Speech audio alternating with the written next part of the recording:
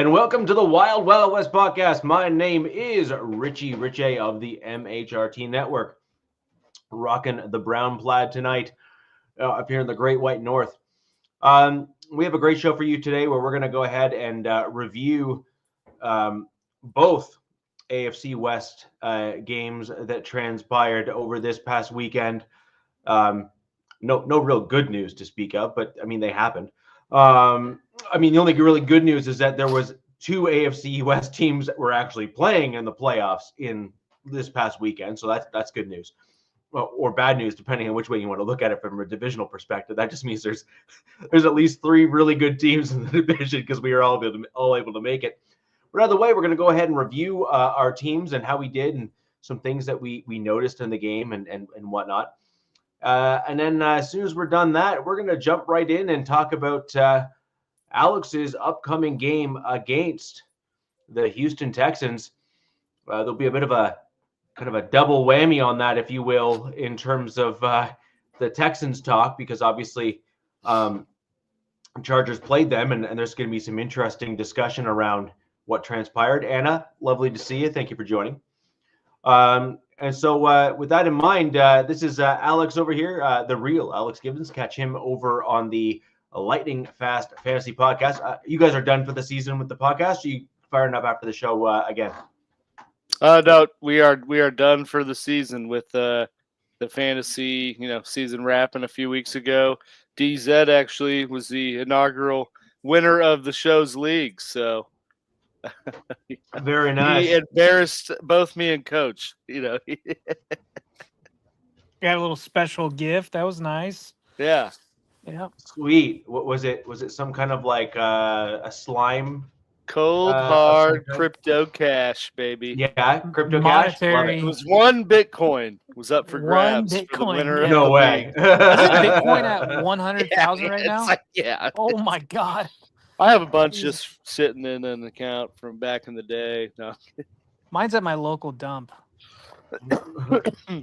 But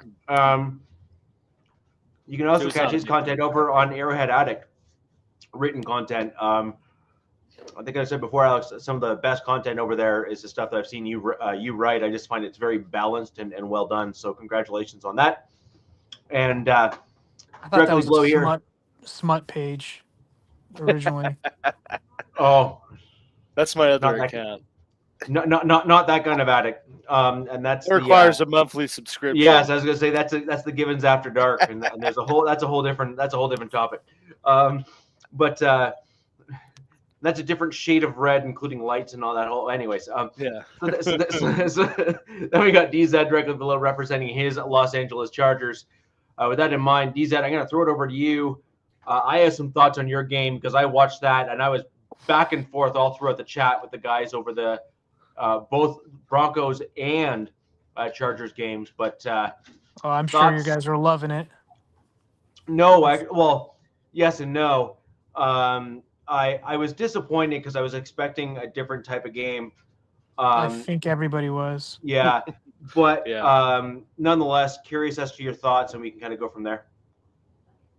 Oh man, a game feels like it was years ago. Honestly, like after that game, I was just like, I should know better. I mean, I've been a fan for like 34 years, so I'm getting numb to this, I guess. The game was bad. That was a bad game. It looked like a rock fight in the beginning. Like it was like, all right, how's this going to go between the two teams, between Houston and LA? And it was like Houston. They were D'Amico Ryan's like, hats off to him, man. He is a good coach. He's an up and coming coach. And I'm not saying Harbaugh's a bad coach. I'm just saying that this Houston team is taking the right steps of where they need to go. Yeah. And I mean, look, no Dell, no Diggs, right? And what I'm not gonna give it all the credit to their offense. I do think they played well. Their stats show they played well, but I think that was after they tired our defense down that was seemingly out on that field like the whole game. It seemed like the Chargers offense couldn't do anything. I believe the highest rushing guy, I was talking to Alex earlier, was J.K. Dobbins with 26 yards. Like, come on, Gus Edwards with 22. I think, I don't know Herbert's stats off the top of my head, but he was below 50% throwing. There was only 2 guys in that game for the Chargers on the offensive side. I don't know if you wouldn't call it offensive side that did anything well.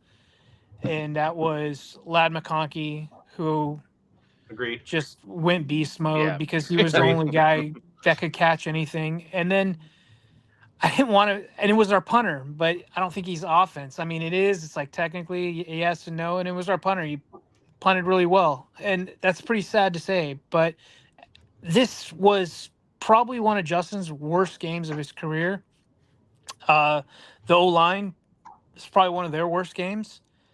It was just horrible, and our defense was doing everything they could to keep us in this game, and it just was just too much. And Houston smelt blood in the water, and they just went attack mode. I mean, with that defense, I believe it was their first time all season that defense was like fully healthy for their projected starters. Their edge presence was really good. Their secondary really good. And then their offense, they had more than one playmaker, and they took over the game. And I mean, yeah, like, I don't know what you can say. Like, I can get into all my opinions about what I think went wrong. Like, these are professional teams, right? This is the NFL. There's only a certain amount of teams. So, like, excuses kind of suck, right? They're like, everybody's got one and they stink, I guess. But I'm starting to wonder, like assholes. the way the Chargers went into Yeah. this and the way the offense looked like, is it fair to say that the Fires had anything to do with this when they had their practices were cut super short? Possibly. I know they were saying that Houston wasn't a familiar opponent, that they had to dig in, look around, and see what they did well, what they didn't do well, but just seemed like whatever they were doing, they couldn't stop it. I mean, in the second half. But So, DZ, can I just jump in on that point? yeah, man. Yeah, Maybe we'll just volley a little bit on this stuff just because there's only like sure. really 2 of us to really kind of go over and deal with. And some of your stuff for your game is actually quite relevant to what we're going to talk about with regards to Alex coming up. So I think there's some dovetailing here. Oh, yeah. So I actually have I just 2 quick things in terms of what you just said. One, is it not fair, and I think it is, but I want to know your thoughts on this. I actually went back because one of the great Broncos pundits on X has actually included this podcast as well as the MHRT network in quite a number of his top 10 lists of Broncos content stuff. And so he's been a great supporter of the show. I've been included in some of his tweets as well. So that's why I always kind of see it come across, I see it across my feed and whatnot. And I kind of tweeted back at him after rewatching our Alex and I were the only 2 on the show that day, but the AFC West kind of prediction show in terms of what we believed our records would be and whatnot. Alex's record was actually not that far off, believe it or not, in terms of what he generally predicted. He predicted that the Chiefs would probably split with like 2 or 3 of us. So he basically predicted like a 3-loss season, give or take. I think I remember watching that. Yeah. And again, not far off. I mean, and frankly, given the fact that we predicted it in the middle of like OTAs and just prior to preseason, I think that makes our predictions that much more impressive on this show. I predicted my Broncos to be between 9-8 and 10-7 on that show. Prediction. And I mean, I'm going to say that between Alex and I, that's about as close to a slam dunk as you're going to get, given when we actually made those predictions on tape. Spot on. So I thought that was really interesting. But I say that to say this on that show, and I will own what I said on that show because I'm not going to run from it. It's on tape. It's not like I can lie about it anyway. Is I actually believe that the Chargers were going to have a slow start and like an uptick at the end. Okay. Chargers just kind of had a strong season in the regular season, generally speaking. What I did say as a kind of a post to that is you've now solved your coach problem, generally speaking. Yeah. Right? Sure. Herbert doesn't really have any additional excuses in terms of conditioning or readiness or anything like that, because Harbaugh has kind of been and done that throughout his career a couple different times with two different teams.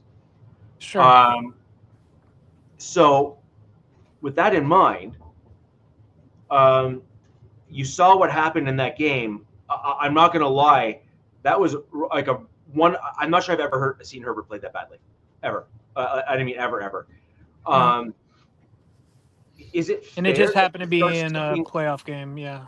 Right, but is it fair to start saying, albeit it's a second playoff game, but is it fair to start raising some alarm bells to say, hey, maybe next year is like that one red line year where you start saying, dude, if you can't cross that, like I think we might need to have some serious discussions. Sure, but this is when you get into opinions, and this is when you get into stats, and this is when everybody goes, but yes, but yeah, but this, but that, but this, and this, and that, and that, and then we can do this all day long, all night long. And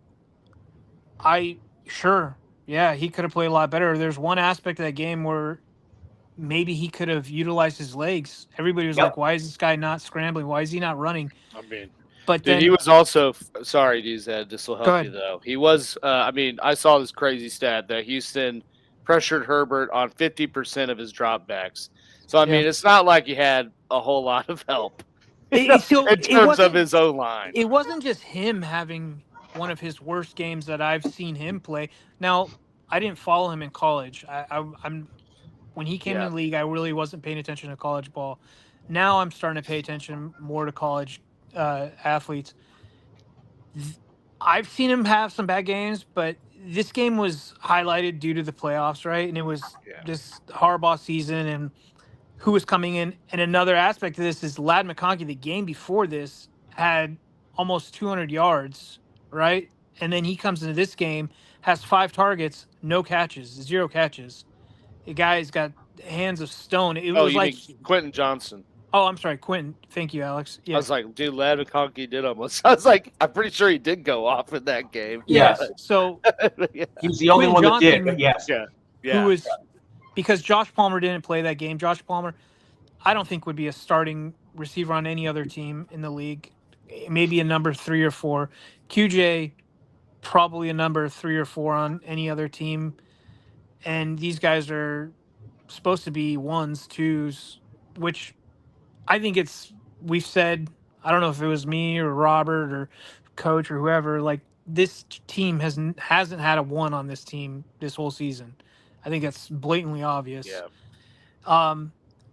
And look, let's give some credit to Houston, man. Like that defense showed up. They played. They've got a really good secondary, really good front on that defensive side. And so I'm like, it's like, yeah, this is on Herbert. It's a mixture of every aspect of the game, I believe.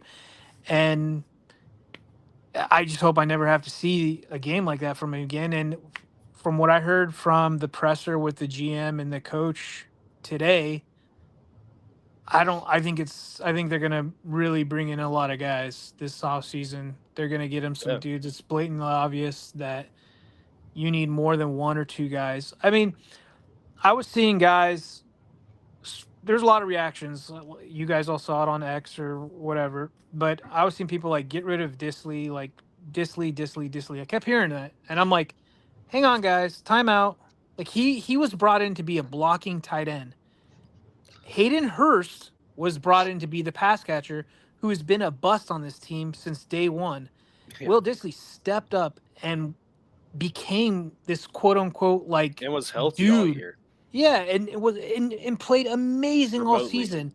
And now he's in the biggest game of the season. And yeah, look, he should have caught the ball, but you're expecting this guy who's been his whole career I think he was rated the number 1 or number 2 blocking tight end in Seattle before he came over to LA. And now you're relying on him. And now you're relying on this guy to make these baller plays in the biggest game against a really good defense. So we can do this all day, go back and forth. It's just wasn't his MO. That wasn't Dissly's MO. And I feel bad. I feel bad for Justin. He's probably one of the nicest guys I've seen as a Charger in my whole life. Like watching this kid, he's humble. I believe he's got a little dash of the tism, in my opinion. But look, that's whatever. He doesn't like the cameras on him. He's got no social media presence. It's all probably ran by somebody else. Like kid wears, which looks like free gear from Nike every day. He doesn't show up to the stadium in like these crazy like Ellen DeGeneres, things that Burrow wears. Ellen Like, DeGeneres. Yeah, he looks like I his. know, yeah, I know what you're saying, but Yeah, I mean, he's this humble dude, and I wish he would talk a little smack to the media because he's got dudes that hate him. They have an agenda against him.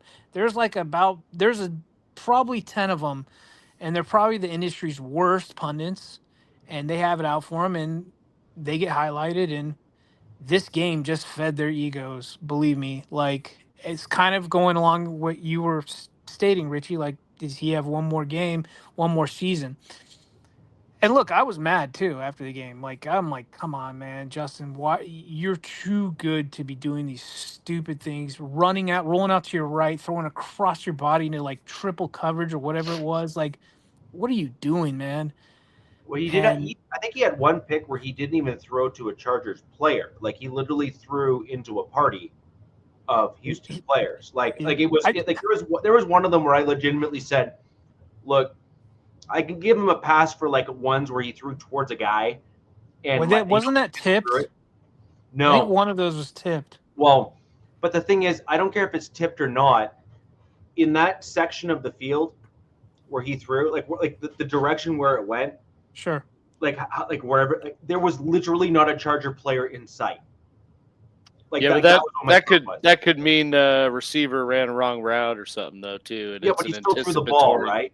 Yeah. But there are some pass plays that like there's not really a read. It's like, okay, I think they're gonna call cover 3 and play inside. I'm gonna throw this post corner and I'm just gonna throw it to this spot, and either he gets it or he doesn't. So and especially do that when you don't have time to pass block.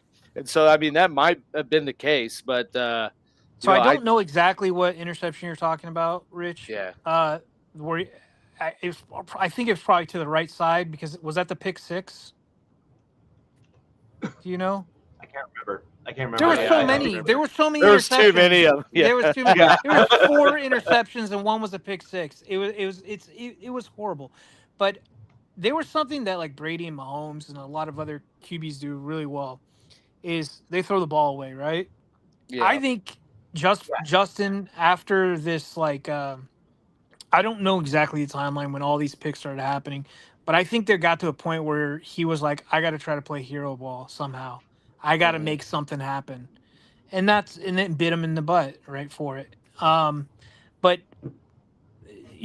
like Brady and Mahomes, what they used to throw the ball away, right? And Justin, he'll do that. But one thing Justin will do is take smart sacks. Like I know that sounds kind of stupid or counterproductive, but he'll just take a sack, right? Like, okay, nothing's out there. I'm gonna take a sack if I can't scramble or whatever. And it just seemed like could have done a little bit more. There should have been more out there. And, like there's a glaring thing to this. This offense wasn't good, quote unquote, throughout the season. Like it finished off the season pretty strong. let's just say. I think there's blame to go around to a lot of people, but you're paying this kid. I'm getting back to your point, $50 million a year, whatever it is. So Yeah. you expect better results, and I expected, like, look, dude, even if we were to lose, a better performance from the team overall. From the offensive side, I think the defense just wore down. Like they were good. So yeah. Here, let's put it this way. Where I'm primarily getting at here is the quarterback is responsible for the protection of the ball. Sure. So I think there's a fair comment to be made. This is hilarious. Biggie, I have to say, on one today. Love it when you're in the chat, man. Love it when you're in the chat. Yeah, Thank you for been coming. a couple weeks. Yeah, but Biggie.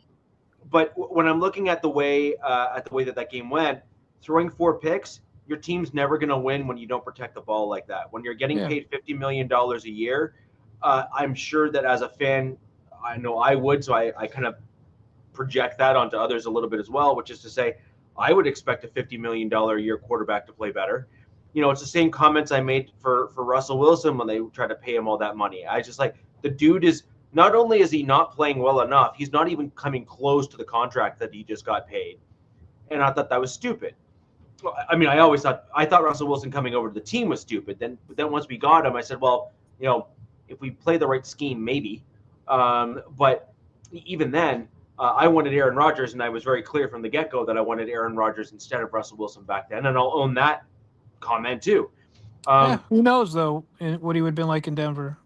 Yeah, and you never know with the right players, the right scheme, etc., kind of what would have played out. But and you're never going to win the, well, what if isms in terms of, you know, because you're never going to know anyway to kind of prove yourself right or wrong. But we did see in that game Herbert make, I would say poor throws, but bad decisions with the ball, put the ball in harm's way, and did so uncharacteristically to what he did for the other part of the season. And that's the term what you just said, uncharacteristic. That was right. He had 3 picks the whole regular season, and then just 4 goes in off one crazy. 4 in one game, and in the most important game. And it just, is it something mental that's going on? Like, but and that's kind of where I was getting at with my comment earlier, right? Which is, I'm like, you and everybody else. But yeah, go ahead. No, but I'm not on the bandwagon that I think Herbert's an awful or bad quarterback. I don't think that at all. But I almost wonder if this is like trying to find the best example. I would say Alex Smith,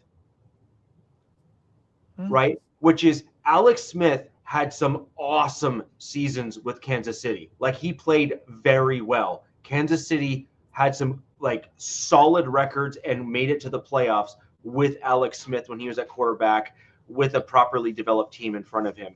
And frankly, Alex Smith was actually halfway decent when he was at the Niners too. Like, so this isn't necessarily that Alex Smith was a quote unquote bad quarterback. He just had a ceiling, right? He could only get so far. He kind of maxed himself out with the 49ers. And then Andy Reid found a new height for Alex Smith to be able to get to when he came over to KC in terms of regular season wins and some additional stats. But even Kansas City kind of found that his ceiling was still, you know, not Super Bowl, would put it that way, right? And so then they went out and got Patrick Mahomes once they had built out the majority of the roster, with the exception of their quarterback of the future and currently the best quarterback in the game. So I'm wondering if this is kind of that, right? Which is, Herbert and Alex Smith, is Herbert a guy that just has a ceiling and can't overcome it? No, I've seen, obviously being a fan, I'm going to be biased, right? Like, I was thinking about that too. I'm like, oh man, is this all this kid can do, you know? But then I'm like, hang on, pump the brakes, dude. Like, both times in the playoffs, like, this kid had to work with, right? Like, what has he had, like, weapons wise? Like, what's been in his tool belt going into these fights? And both times it's been subpar compared to every other team in the playoffs. You know, he's going against superior Arsenal. Like, and you look, defense wins championships. I get that. But when your defense is on the field majority of the game, which the Chargers were on the other side of that in their last few games this season, you're gonna lose games. And I think Ladd, I think he had like 100 and he had a lot of he was the only guy. He had like 197. Yeah, he had like 9 9 targets, I catches. believe. 9 catches. And then everybody else was like 1, 2. Yeah, 2. Disley had 2. Yeah. And then so He there was another second stat. leading receiver. It was 2 like if catches you for ran 16 yards. horrible. It's pathetic. It's inexcusable. And you can put that blame on to those players, onto the OC, onto the GM, and they're going to learn from this. But look, you're wasting money. You're wasting years. But there was like another stat. It was like against Houston, if you could run 100 yards on Houston, there's a huge chance you're going to win that game against them. And I think I said last week too, if you can hold them to under 100, it's a good chance you win. And that both opposites happened for us. We did not rush for 100, not even close, I believe. And they had like I think Mixon had 140 or something. 120. Yeah. So look, I get what people are saying, and I think a lot of people lost money on this game, which they went off when they went nuclear. But let's let's see what this guy can do. And I know this is getting old saying this probably from other fan bases, right? Like they're like, okay, every year we hear this. I truly believe the 2024 Chargers overachieved this season. Yeah. They overachieved. They went from, a 5-win team to playoffs again. Let's see what he can do with some legit weapons with, like some guys that any other team in the playoffs have, like let's just see. And if he can't do it then yeah, dude, guy's a bust in the playoffs. But I still think he's a really good quarterback. I mean, you look at Lamar, look at Peyton. I think Lamar was 0-2 before he won a playoff game. Peyton was 0-3 before he won a playoff game. So, I mean, I'm going to pump the brakes just a little bit on Herbert, but it just was weird that the majority of that offense, except for Ladd McConkey, played the worst they had all season. And my hat's off to the Houston Texans because I believe they had a huge part in that. They came to play. Yeah, and I just getting back to your original comment there, you kind of made 2 references, and I didn't get a chance to kind of insert the second one, but I think it's an absolute fair comment to then actually push back on your comment about the practicing with the fire situation there in LA. I'm not saying that isn't an impactful event, obviously, for your team. It clearly is. And a lot of your players are probably concerned with their family and friends that they've, developed over the years that are in the area that might be impacted as well. And I think that's totally fair as well. However, from a purely football perspective, I put a fair amount of that as a potential issue on a combination of head coach and ownership. And the reason why I say that is there was a Broncos player, Shelby Harris. You may remember him from the Browns and on the Broncos. He's actually one of my kind of in my upper echelon of Broncos players that I really enjoyed watching on the field. He had a knack for batting down passes at the line of scrimmage. It was kind of just one of his things. But he was expecting not him obviously, but he was expecting his first child or something like that, and they had a game that they were going to, and he knew coming into the game that ownership had already scheduled him a flight to get back home for the birth of the child. So when he was in the game, he was able to be dialed in and locked. And then the coaching staff basically said, like, get your ass home, and sent him home flying on the jet, right?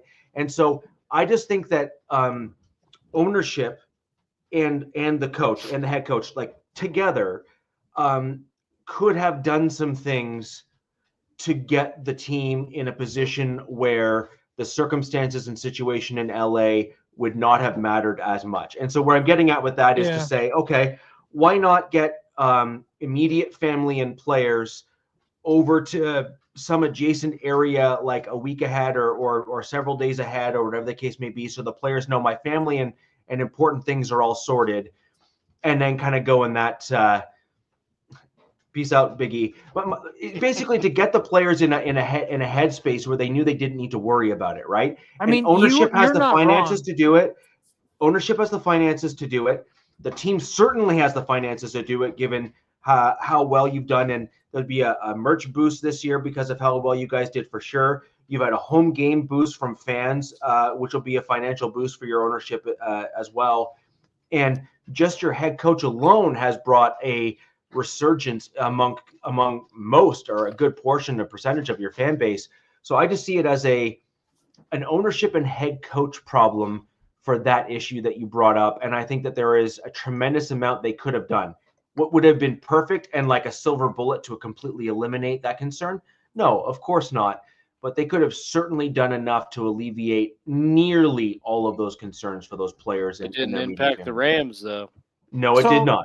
No, so I was just throwing that out there home game because that was the only thing I could think of. That was maybe another thing I could think of why the offense kind of looked so out of whack, right? Like, I'm like, because I think what Harbaugh did is he asked around. I don't know. Honestly, I don't know. I'm not in the building, but people are like, I think it was just they weren't able to run the ball. I mean, it's really he said, like, people are like, why aren't you like moving the team farther down south to practice? I guess he wanted people to be around his families because they were monitoring the situation. But the one thing I was thinking of is during practice, what they did is they limited both sides of the ball. So like offense would be out there for a certain amount of time, then they went back in the building. Defense would come out for a certain amount of time, and they go back in the building. So that's how they conducted practice. And I'm like, okay, could that possibly have had something to do with this just weird, sluggish, just throw them off? Like, but I get what you're saying, Richie, because you're not the only one. There was other Charger fans that were like, wait a second, why aren't they getting everybody the heck out of there? Why couldn't they have gone to Texas days earlier or something? Correct. And just, to be honest with you, I don't know. I don't know why they didn't do it. Harbaugh seemed pretty set, like, hey, I asked people what's the best way to go about this, and this is what he came up with, and who am I to argue with him? But obviously it didn't work. Well, and I mean, I'm sure part of it is too is like, just trying to keep the usual routine and not throw things off too much by, completely changing your practice script in Houston and like, probably pseudo practicing in a hotel exhibit room. Yeah. While also trying to get a field. So it's like that, is probably part of it, I'm sure. I think only one person that was like with the team was directly affected by the fires, and that was Sanjay Law, the wide receiver coach. I don't know where the players live in LA. I'm not that familiar with LA anymore. Only one guy. No, Hollywood's kind of ghetto unless you're in the hills. But did I say that out loud? Sorry. It's LA's weird, man. LA's so weird. Yeah. It's not one of my favorite towns, to be honest with you. But it's your team's town, dude. You gotta love it. It is not by choice. Not by choice. Yeah. Look at, I've still You're got held the hostage. San Diego, but I don't know. I'm over it now. It's just feel bad for all the people in LA because I think they said the amount of fire that's burned. That's an inside job. We should do I could do a whole episode on that. I could too. Dude, I'm convinced, man. Yeah, I think it started naturally and then very Maui-esque. We're going to get off, yes. But did you hear that the amount that burned was like double the size of Manhattan or something if you put it all together?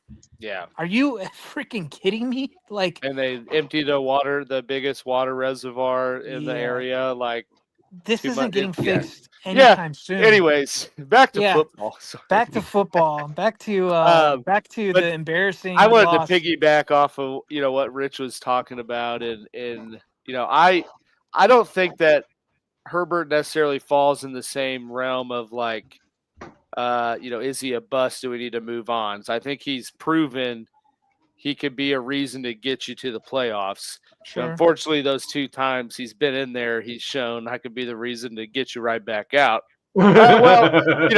Maybe more this time. But honestly, Houston was just able to take away how the Chargers, at least in my opinion, from watching them, were successful in that they were able to set things up passing-wise through an efficient run game.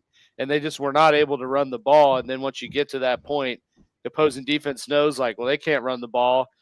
Now we can just tee off on the quarterback, and then you see, that happen. But, I don't think he's in the same realm of Daniel Jones, where there's buyer remorse no. on paying him. God, you know what I mean? No. Jesus Christ, Alex. But like I said, I think I said this to Robert. Until he wins a game, that's always going to be a sticking point to, where does he fall in the pecking order of NFL greats next season? It's going to be nauseating for 7 months of this. It is what it is, though.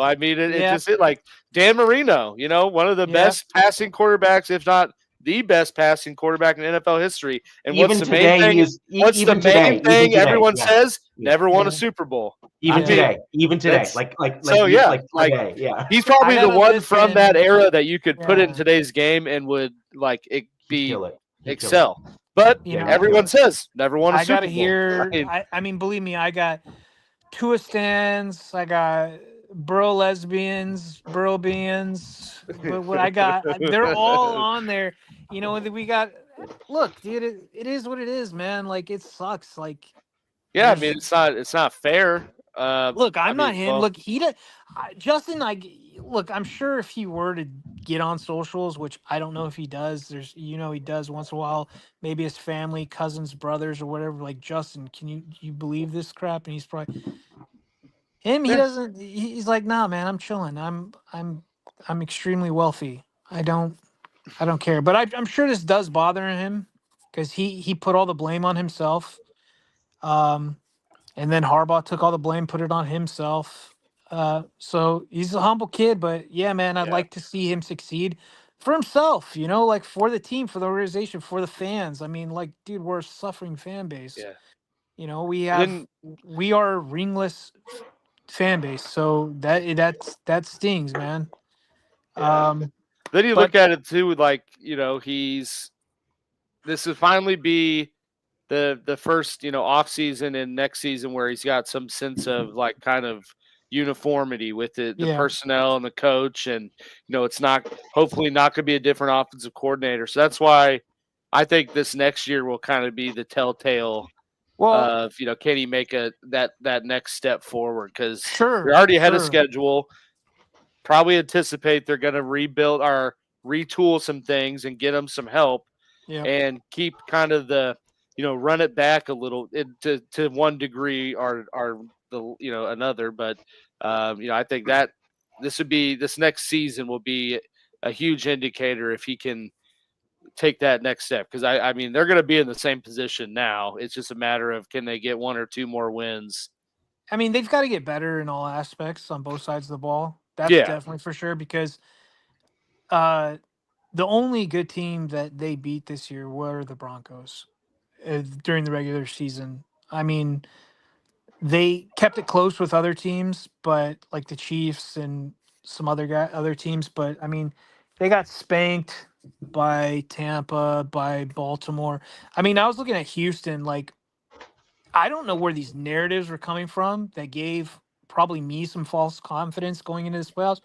But they're oh, Houston's limping into the playoffs. And I'm what are they talking about? What? And then they were hurt. They were hurt a lot coming in. I think hurt and kind of lost a few games, stumbled. They were just. But everyone always looks at the AFC South like that because it's kind of right. We the ass division. So we look at them skewed. And I was looking at it. I was looking at their schedule, and I know they lost Diggs. I know they lost Dell, and I know they dealt with some other injuries on defense. O-line sure didn't look like it. No, played them, but they beat the Bills this year. Between Green Bay and Detroit, I believe they lost by combined 5 points. Yeah, So no, they've they played good. were, yeah, and I mean they're probably going to be really good next year as well. They back-to-back champions of the AFC South, so good team, man. I think we bought in and drank too much of the Kool-Aid, but yeah, next year Rex I'm Ryan didn't excited. help you I always guys out. said, That's for I've sure. said since day one, I was like 2025 is the year due to the cap space, due to a lot of stuff, and I'm excited. I'm excited for this offseason for free agency. I believe Oh March yeah. 15th it kicks off. Yeah. But we still got some football left. I mean, there's Yeah. Alex has got a big game, and I don't know how those edges, man. Houston's edge department Oh really yeah. good, very fast. That was their thing. They're fast. I mean, all Joe Alt, like our rookie sensation right tackle, that was his worst game of the season. Was in the Ever. playoffs. The entire season. Yeah. It was bad. But another cool stat about him, Jack Kenna would appreciate this. He played the most snaps out of anybody on offense this season as a rookie. As anybody on offense, Joe Alt played the most snaps. Damn, Pretty he sat damn out good, again. man. I mean, pretty good. That's good. But there's a couple things that kind of came from that game that you kind of hinted at, and this is going to be, I think, critical for your success next season, which is you're going to need Alt and Slater to both elevate from where they were, because they got pretty badly pushed around in that game with Houston. Like they both got beat in that game. Alt a little bit more than Slater, but Yeah. certainly the edges were kind of where the leakages were primarily on your team, and that's kind of where they were able to get.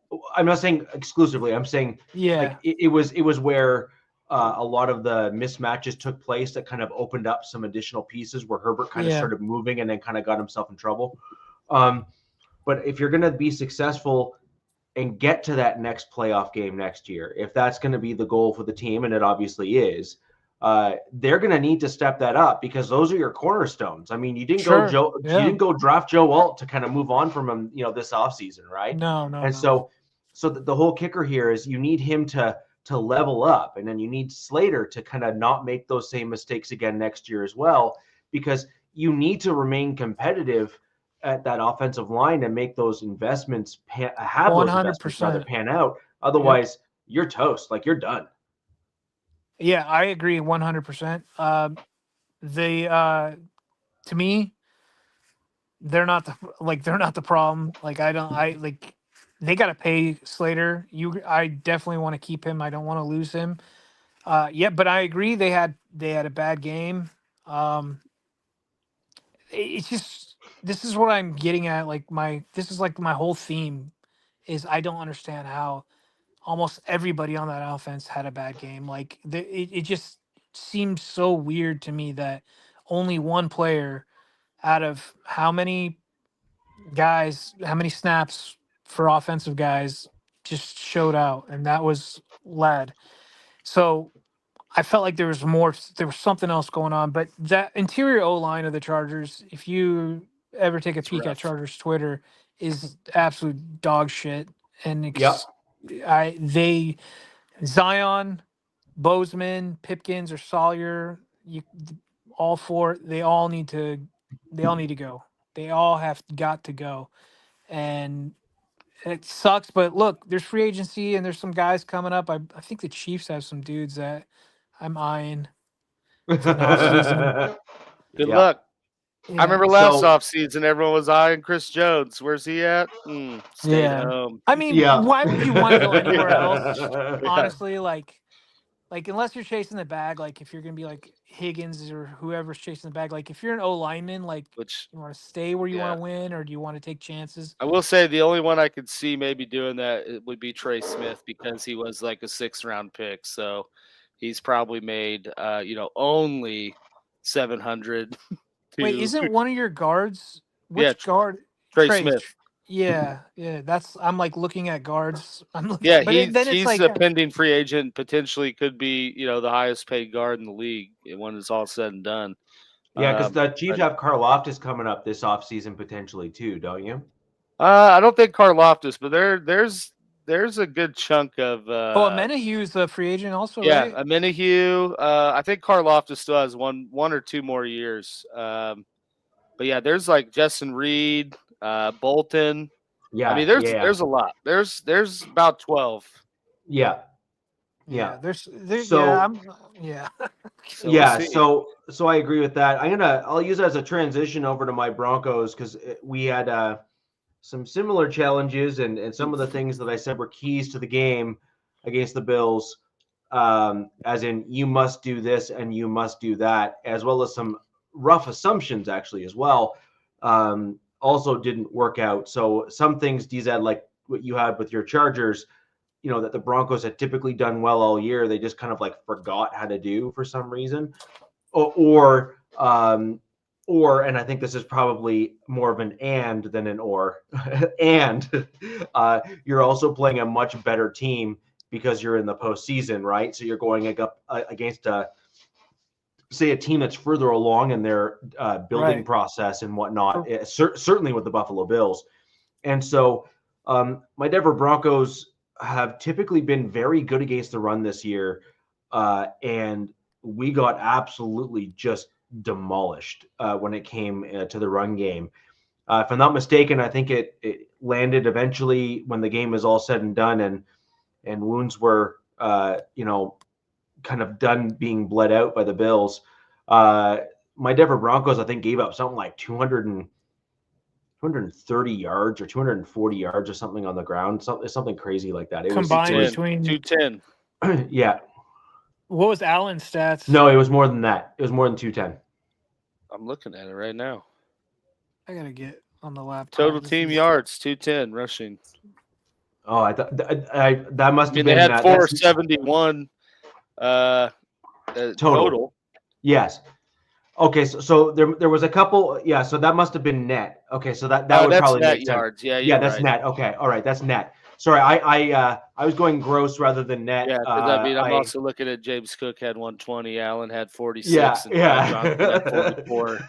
Yeah. Quick math. Wait, how much? Yeah. Alex, how much? Josh had 8 carries for 46 yards, 5.8 per carry. Okay, so I'm not going to go into the yards per carry, but I can give like rough math, and this is why I knew Alex's number there. That's why I was like, yeah, sorry. I was trying to help. Squeeze me bacon powder was kind of what my original response was there. I hope everyone got that reference. You're welcome. But I know DZ got it for sure. Cook ended up with something like 210 or something on his own. 120.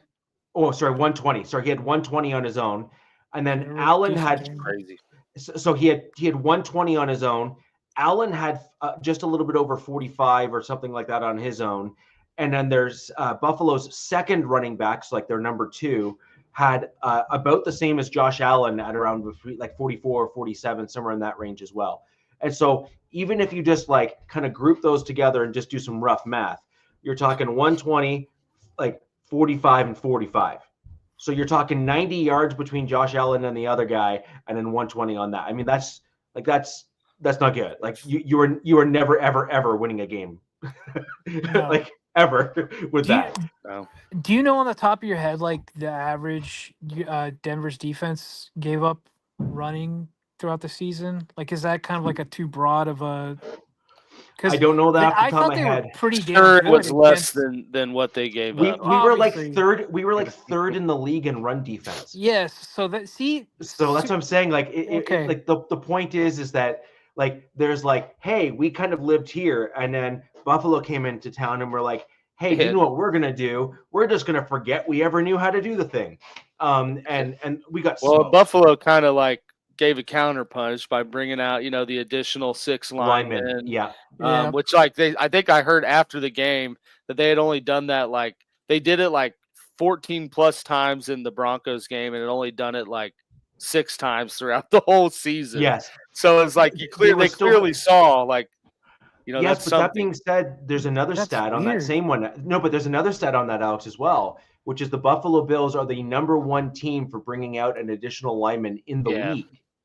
So They just so doubled even though down even on it. so yeah, they did they like tripled down on it in that Tripled game. Like down, yeah, yeah. they're like They you went know all in. yeah, all in and say do the thing. But then the point there is that Denver had an opportunity, and this is what I was talking about in my keys to the game, potentially winning versus losing, is are you going to be able to counter what Buffalo does to try to make up the difference, which is they knew Denver had a very good run stopping defense. And what was their answer? Go big. And so what should Denver have done? Well, they should have done what we ended up doing in the second half, but done it in the first, which was you bring in an additional D tackle, D end. You know, you have hybrids and you have guys that are pure at each. So take your pick or rotate them in and go for it. And so they go big. You counter with either going completely jumbo set yourself on the defensive line, or you bring in hybrids who are kind of the, you know, you bring maybe a tweener at the D end, and then you bring in your other bigger D end, and you have him play like a hybrid D tackle or some combination thereof, and you start rotating those guys at those various positions that you practice anyway. Like this is not something you don't practice on the defensive side of the ball, but it's up to Vance Joseph to make those defensive adjustments. And you know, those who are fans of the show, and Alex has been with me now for several years. Like I've been not necessarily kind when it comes to Vance Joseph and his you might get your wish. You might get your wish. This is true, but this is my point, right? Is his basic defensive scheme is actually fairly good. Like I have nothing against kind of the way he generally coaches the defense, generally speaking. What my issues with Vance Joseph are, and frankly, it was the same issues that I had with Jack Del Rio, who eventually ended up going to the Raiders as their head coach there, which was their base and initial defense is pretty good. Once other teams get tape on the defense, they make adjustments to counter it, and they come into the game with like a game plan of what they're going to do. If A, then B, and then if B, then C. And then Jack Del Rio's like, no, I just got A. Right? Yeah. Yes, Jack, please. Come hither. Yeah, come hither.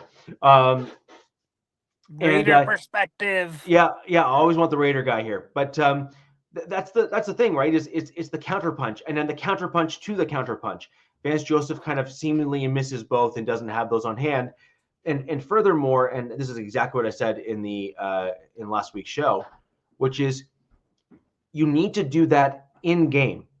Like, as in, you can't just wait to the half to try to do things. You have to do those sorts of things on the fly. You have to make those adjustments as you go. You know who's really, really, really good at that? Spagnola. Yeah. That guy's DC. He's very good. Might not be our DC anymore. Please, somebody. He might not be. Please, but somebody take him. He is that good. Like he's Get solid. him out of KC. Yeah. But he's a guy that will literally make changes series to series. Yeah, no, right? I think they said that Spags is like the best playoff D coordinator in the history of the league. Yeah, like big game D coordinator. I think he's the all-time. I think he has the most rings for a coordinator in NFL history. Yes, he does. Wow, he does, which is wild. Spags. He definitely deserves another shot at being a head coach. Do I want that to happen as a Chiefs fan? No. Especially considering the fall off that we have seen in the offense when Nagy came on. We don't need to double dip in that with losing the DC. But he's definitely earned the right to be a head coach again, and hopefully he's earned the look, right? He's earned the hopefully look. some team. If he were to go anywhere, where would he go though? I mean, he's interviewed, I think, for Raiders, I think pretty much every opening he's interviewed for. So might just be. I keep forgetting that people wait. So guys are still allowed to interview while they're in the off. Oh yeah, okay. Yeah.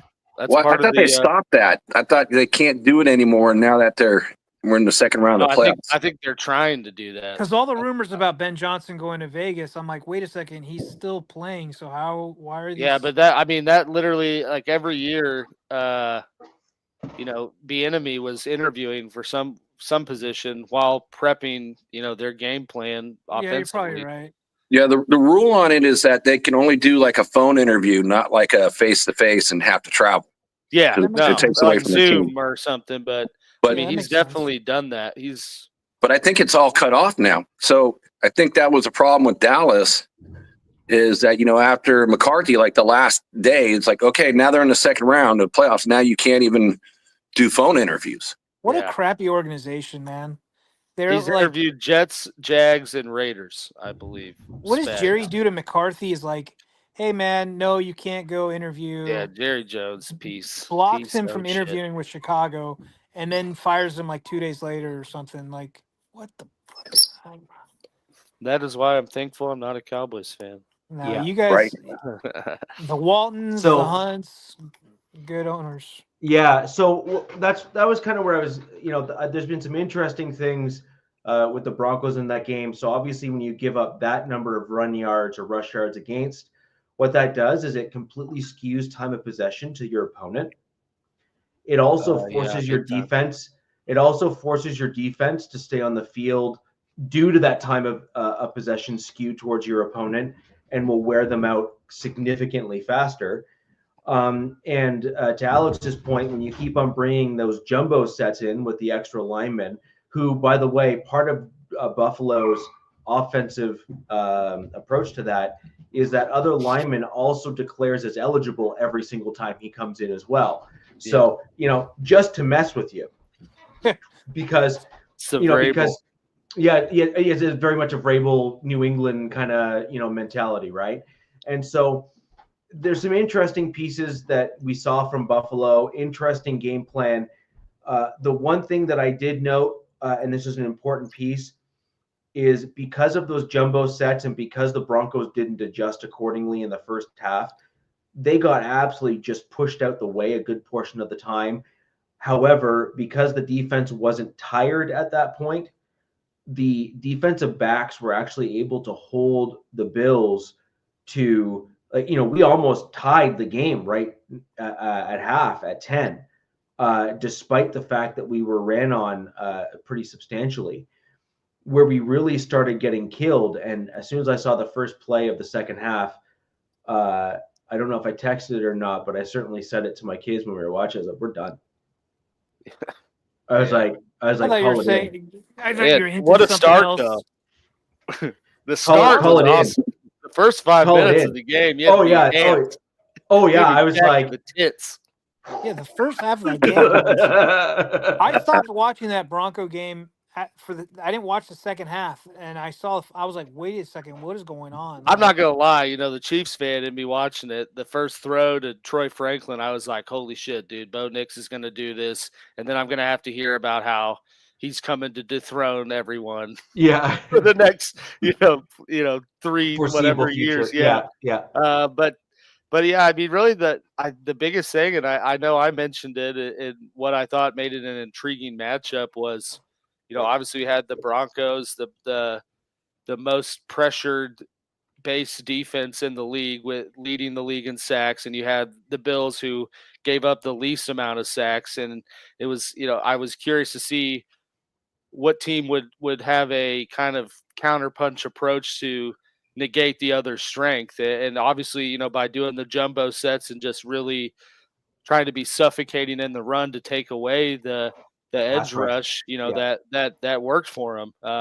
And I think that's just kind of the testament to, teams that have been in that moment before, or kind of been in that echelon, if you will, know how to make those adjustments and can effectively, go through with them in a better way. And like for both the Broncos and the Chargers, honestly, I think it's been said in this chat more than once since we started the show, like, you guys are well ahead of schedule. And the fact that, both teams were in those playoff moments when nobody expected them to be, maybe outside of your own fan base, I think is, a victory in and of itself for this season, especially, considering the cap penalties Denver was working with, this year. Cap penalties? I have no idea what you're talking about. Chargers, we were screwed with cap going into this season. But I mean, you're talking about dead cap. You're talking about dead cap. I mean, like Broncos, hand tied themselves a little bit with their cap issue this year. Wilson cap. Chargers were like, we're shedding cap. We're just going to rebuild and let Harbaugh, construct this roster he wants. And they're like, oh crap, like he did this quicker than we thought, So it's kind of same with Broncos. It's like, oh crap, like Peyton was able to, he found his QB, and and now we're see light at the end of the tunnel. Like both of these, I mean, the AFC West next year is going to just be an absolute bloodbath. Oh yeah, Denver finding a QB shouldn't go together. Like that doesn't work. Right. Denver it finally did, because it wasn't John Elway. It wasn't the QB John Elway took. But to piggyback off kind of something you were saying earlier, I was like looking at all these teams in the playoffs that made it to playoffs, and I think there's only one team that is like super way ahead of schedule, and I could be wrong, and that's probably the Commanders. Sure. That's another surprise. Because I'm looking at how many years. Yeah, because I'm looking at how many years all these teams have. They've been building. They've been stacking. Obviously the Chiefs at top, and then you got the Bills, and then you've got the Ravens, Eagles. What is this? So like, what is this year? Probably 2, 3 for Detroit. Kind of like with this year, 4 of Campbell maybe, but yeah. I mean, his first year was horrible. But sorry, just on the Commanders, I want to just give a quick shout out to On the Warpath, friend of the show, Corey Sanchez there, who has been on the show several times with his hot takes on the team, and also come in for some interviews and whatnot. Interesting stat that I saw him post or retweet. There's only been 3 games in the NFL history where a rookie quarterback has had no 3 and outs, no punts, and one. And that is all 3 have been Jaden Daniels. That's wild. This season. No. That's this Cliff season. and Jaden, right? But that's the thing. And one of them was the playoff game that they just won. Yeah. So it's like the dude as a rookie basically did something that no other rookie quarterback in NFL history, like in 100 years, has done. Chicago they're all on suicide watch, right? I know. But that's what I'm saying. Like, they go get Jaden Daniels, and the dude comes out and basically breaks rookie records in terms of the way he's played. I honestly believe it's all about the right place, the right time. Like, I mean, because he could have been, who knows what he would have looked like. I mean, probably would have been better than Caleb, I believe. But this kid's great. Know, man. I mean, I'm in Commander Country area. Me and Coach Defense are. And now, apparently, all of a sudden, everybody's dusting off their Redskins. They're all like, woo! We've been here since day one. Yeah. I'm like, with the old logo. Yeah. It's hilarious. Redskin logo. It's offensive. One of the best logos ever in sports is probably Redskin logo, in my opinion, but whatever. I agree. But I thought it was a very interesting stat that there's only been 3 times where that trifecta has taken place. All 3 are this season. One of them was the Commanders' playoff win, and the other 2 he did this season with that team. I think that's an unbelievable statistic to have on your resume. It's possibly could cement him for Rookie of the Year just doing that alone. Well, he should have. In my opinion, he was already cemented as Rookie of the Year with the way he played the last 3 games. As much as you don't want to hear that, Jack. Now, do you guys ever think about, like, I feel like this has been happening the last 5-6 years, is like a QB, and I'm not taking anything away from Jaden, but a QB will ball out, rookie QB, and then something happens year 2. It seems like every year something happens year 2, but the first year they're like, Jaden Daniels is better than everybody in the league. Last year it was like CJ Stroud. He's the next coming to Jesus Christ. And then you're like, and then they brought him more weapons this year. And like, what the hell happened? What's going on? This isn't CJ from last year. So I'm like, what's going to happen with Jaden next year? Like, I don't think he has to have the same results, but I think it's the team needs to progress, right? So it's like, is it just film coming out on these guys? It's a combination of 2 things, in my opinion. And then let's see what Alex and Jack have to say on that, because I think that's a really good point.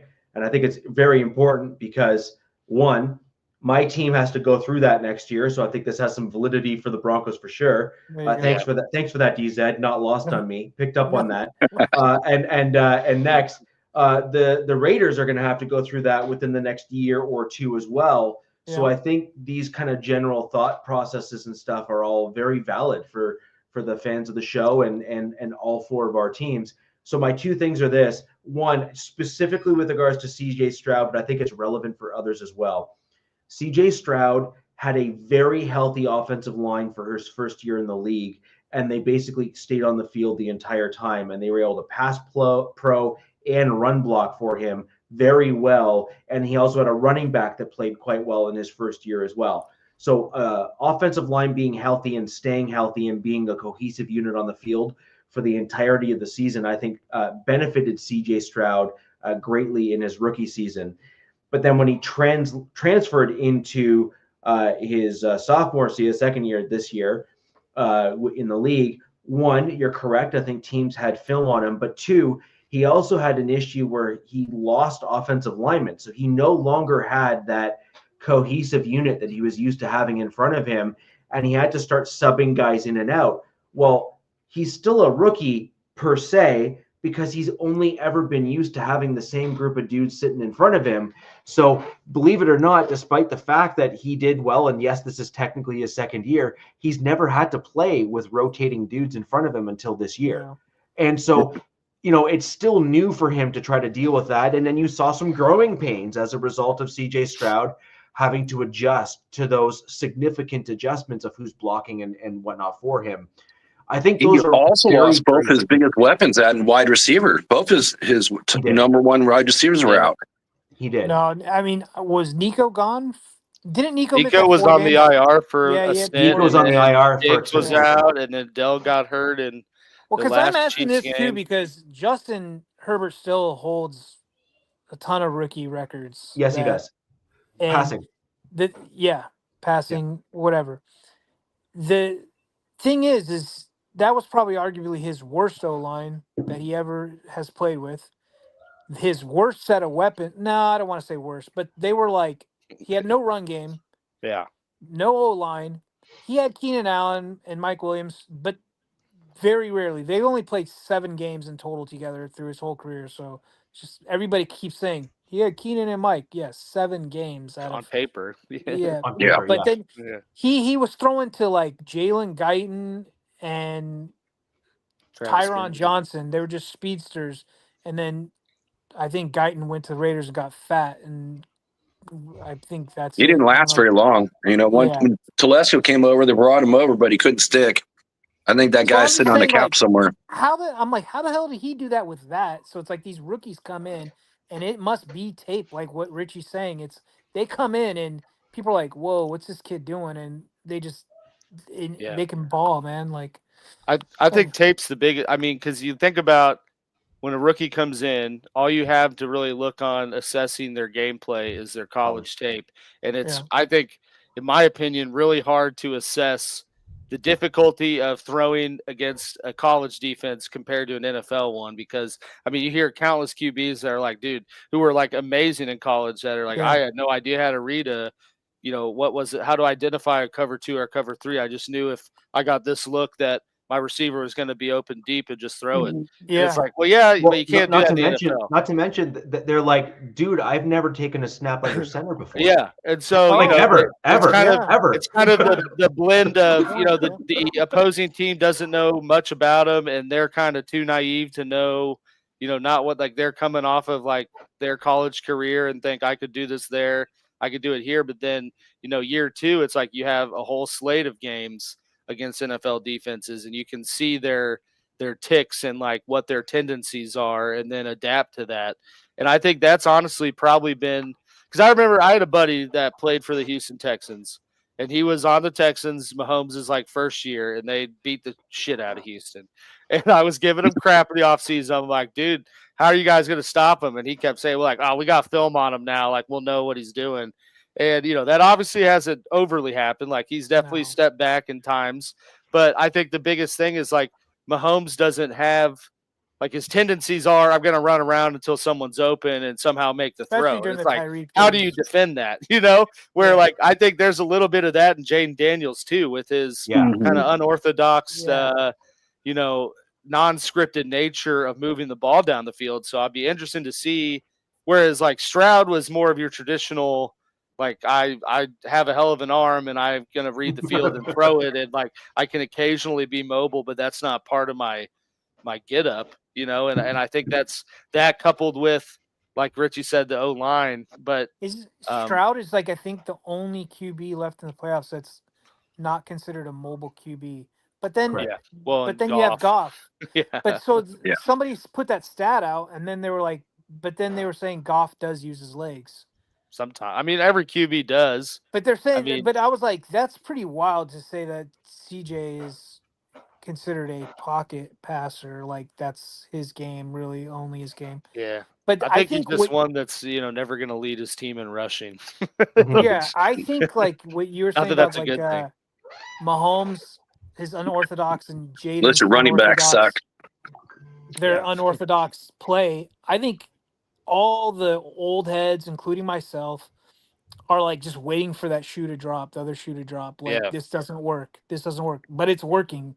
It's still there. Like I wouldn't say Lamar plays that way. I think he's elite when he has the ball in the open field, right?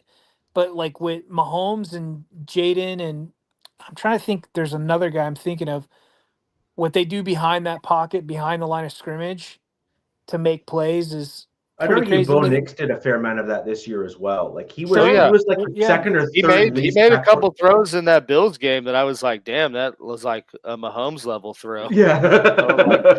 It's like every QB does it for whatever reason. Like Mahomes started doing it and it got blown up more. Like the no look pass is like, I couldn't tell you how many times I've seen Matt Stafford do that before Mahomes did. But, you know, apparently he made it the thing.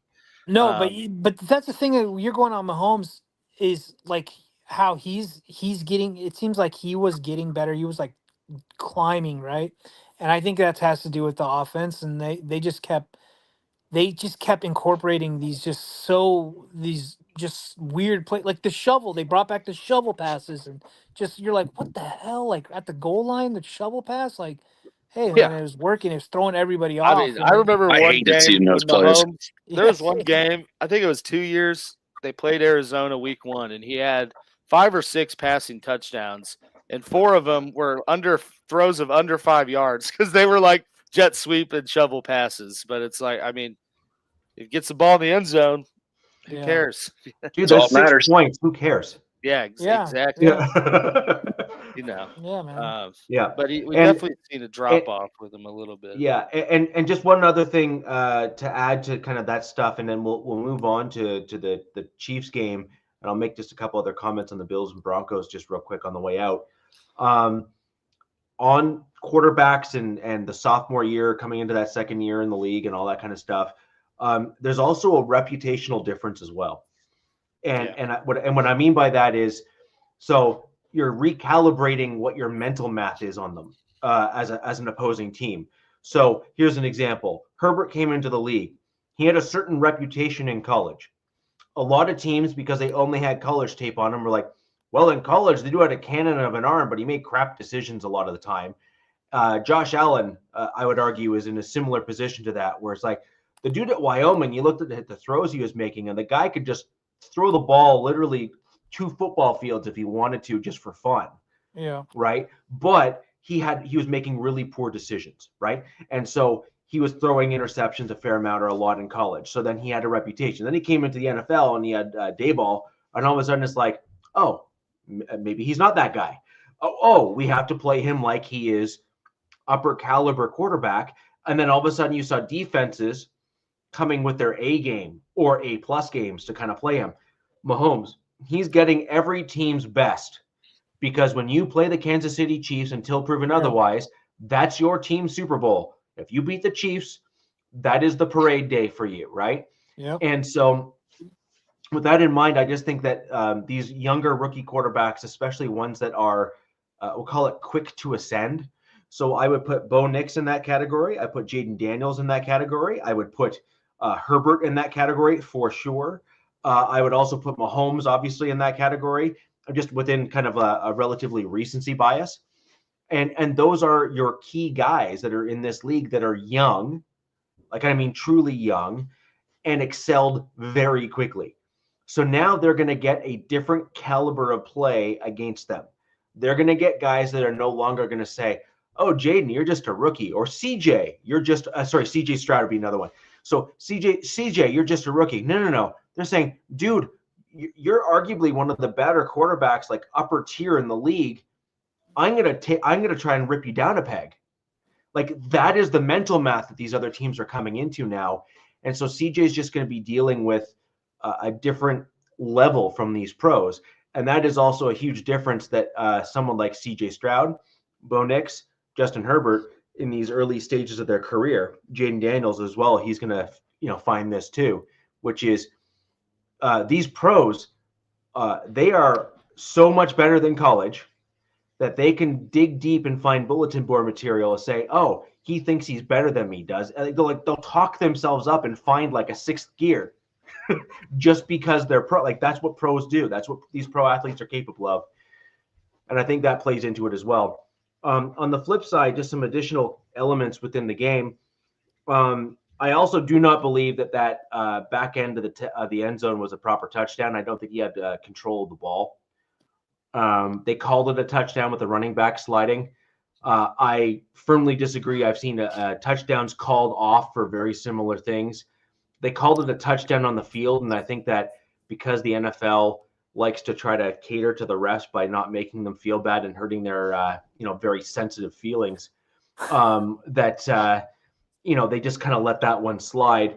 You saw a bobble of the guy when he had the ball there, and that to me says that he didn't have full control of the ball, which means that he then has to make an additional football move or something along those lines, and then he went out the back of the end zone. In my opinion, I believe that negates what would have been the touchdown there as a result of that bobble there, and we've seen other touchdowns get tossed for very similar purposes and reasons. At that point there, I just think they just wanted the Bills to run out the score to kind of put it away and kind of keep with the narrative. So I disagreed with that as a play call. Keep Vegas happy. Yeah, and so I think that was an issue for me there. We also saw a pretty egregious lack of holding calls on defensive linemen in particular in that game. There was one that my Broncos got away with, so I'm an equal opportunist when it comes to this stuff. But there was a tremendous number of them against Nick Bonito by the Buffalo Bills offensive line. And I'm not talking like ticky-tack holding calls that I think should have been called in my team's favor. I'm talking like the ones where you see the jerseys stretch back and it's like, really? Like come on. Like yeah. It's like, look, I can forgive the subtle. I can't forgive the obvious because that's just dumb, right? Stevie Wonder doesn't need to wonder about that one. You know what I mean? And so that's an issue that I had in that game there as well. And then we also just saw that Bo Nix needs better running back play. Thank you. Weird because you guys have 4 running backs. It's like you need. Bo Nix led the team. Well, sorry, that is crazy. He needs better running back play, but then we also saw that the offensive line was not moving the Bills' defensive line off the ball. So I think you're going to see some changes in the offensive line in the offseason, but that'll be for a show down the road. But those were issues in the game, major issues in the game. But certainly the ones that I thought that the Broncos could have corrected. I thought the Broncos could have brought in jumbo sets. I thought the Broncos could have brought in kind of that extra lineman and kind of played a little bit more rough and tumble to kind of force the offense to march down the field by running the ball. I thought that would have then maybe turned the tide when it comes to time of possession, allowed the Bills to keep their offense off the field and the Broncos offense on the field, rest our defense because our defense was certainly getting worn out quickly, especially as you start the second half. And I thought that would have made a smart second half adjustment for my Denver Broncos. You let the defense come out. They didn't do a good job there in that first drive, but then you come out and you can completely mix it up on the Buffalo Bills, and then they're just like, oh, we never planned for that. Like, what's all this about? And I think that can give you a competitive advantage. The other thing that my Broncos did not do is we never went quick, fast paced. And or no huddle as an example, which is kind of what the flashy term is for that. And what you're looking for is a personnel grouping that you like, as in that you're winning against, and you keep running a whole whack of plays really quickly to force those guys to stay on the field and not be able to substitute. And I think that the Broncos should have gone in that direction a few times in that game as another means of adjusting and another means of throwing the Buffalo Bills off their game. It's just there's a few things there that just really kind of drove me batty. Richie, going back to what you're talking about running backs, look at, there's 11 carries by your running backs for the whole game. And, I mean, shoot, Bo Nix had, four carries for 43 yards, and, the other running backs didn't even get to that point. And, boy, what a big mistake. We kind of, talked about it between us guys and chat, but not playing Estime, that was a bad move. You need a bully ball, on those. I agree. Bills. I didn't want to necessarily get into it, but we can talk about this maybe next show or the show after, but I'm just going to drop this bomb. You can let it marinate. We'll talk about it maybe later. My hot take is Estime is not on the team next year. What? Or if he is on the team, he will be dropped to like the alternate running back on the team. And the reason for it, I know this is like, Send him to LA. but the reason why I believe that, send him to the Raiders. If you can have him as a result, because I think what Sean Payton's issue with Estime is he's fumbled the ball a fair amount this year for the Denver Broncos. Oh, and I think what Sean Payton's issue is that if I have to clinch my butt cheeks as I have him run the ball because I'm afraid that it's going to find its way to the turf, I don't need a Jamal Charles and I don't need a Melvin Gordon. I've seen those guys play in the league already. Even if Estime has shown on the field that he's able to carry the ball well when he has it in his hands, the risk of fumble versus those positive runs is the weighted risk. He's not a home run hitter like Jamal Charles was. Mm-hmm. He's just not. And so no, he's not fast enough for that. So that's a risk that you have to run. And I think it's a risk that Sean Payton might not be willing. Oh, I know. Cheeky barber. That's a risk. That's a risk that I don't think that Sean Payton wants to take. And that's why you saw Estime as a healthy scratch for the game. He still got his game check, but was not on the field because it was a risk. I'm not saying Estime isn't a good runner of the football. He is. He's gotten some great yards per carry. He's had some great highlight runs for us this year. But he's also had a whack of times where he's put the ball on the ground. And he's lost the ball a couple times as well, which is kind of doubly bad. Like if you fumble the ball and catch it yourself or recover it yourself or whatever the case may be, that's a pain in the rear, but at least you didn't, turn the ball over, right? Yeah. But anyways, you can forget about it. Oh yeah. You can't say, hey guys, here opponent have a gifted possession of the ball on me. That is a no-go. I don't care who you are or how good you are. That is just not good. But Alex, as we move on, as I'm done reviewing the Broncos, and there's not a whole ton to really add to that game. It was the game looked competitive for a while, and then it was just out of hand at a certain point, and it just kind of was beyond reach for the Broncos to come back. As we look ahead to the Chiefs, we touched on it a fair amount, or a little bit there with DZ earlier.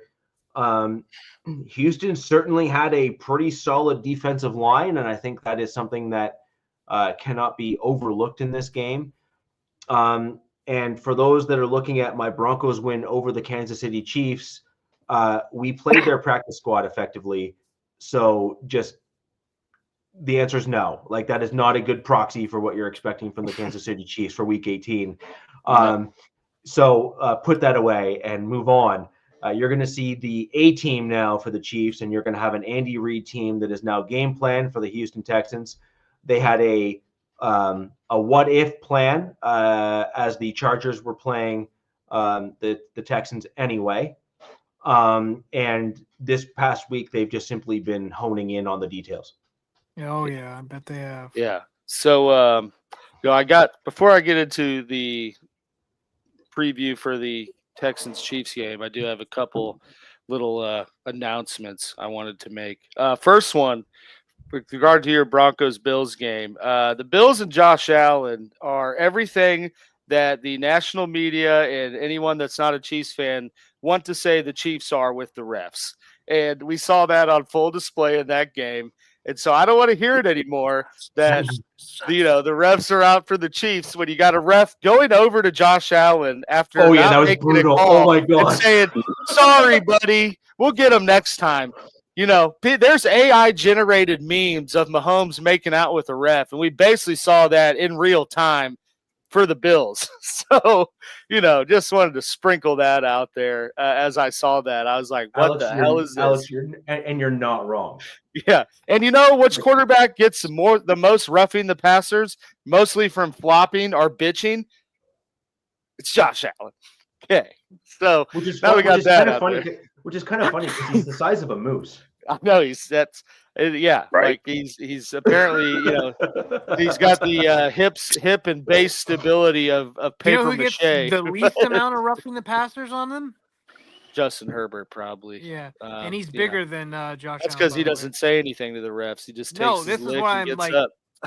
He needs to start throwing Phillip Rivers. But anyways, I would be remiss if I didn't bring that up after watching that. Yes. And secondly, I as a Chiefs fan am very I don't want to say glad's the right word, but I'm less where I was good. I was very worried about having to play a divisional opponent in the divisional round.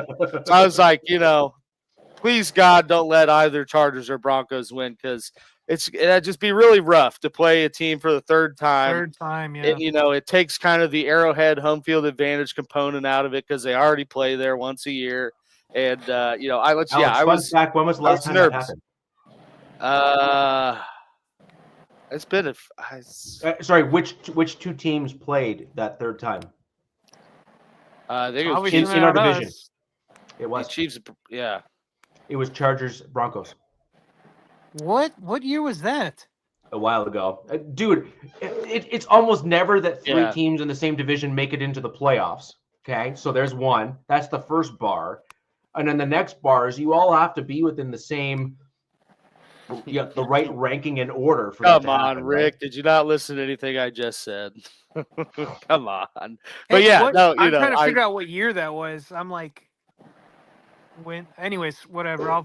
It was Rivers. Rivers was your QB at the time. It wasn't 06, was it? I'm just giving you a hard time too, man.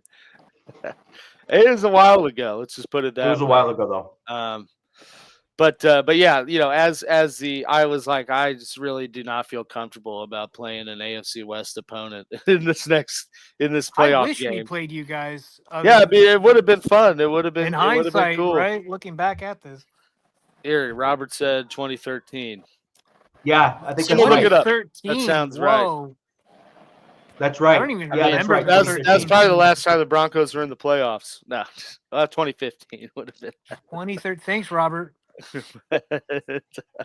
Anyways, 2013. I'm trying to remember that team. It is unmemorable, it seems. Yeah. But yeah, to this game against the Texans. That's why I was trying to kind of finding a hard word to say about glad about not playing, an AFC West team because the playoffs, it's all going to be tough matchups, but this certainly, like DZ was saying, this is the first time we're seeing this Texans team, I guess, as healthy as it can be with the other pieces that are already out for the year, such as Diggs and Tank Dell.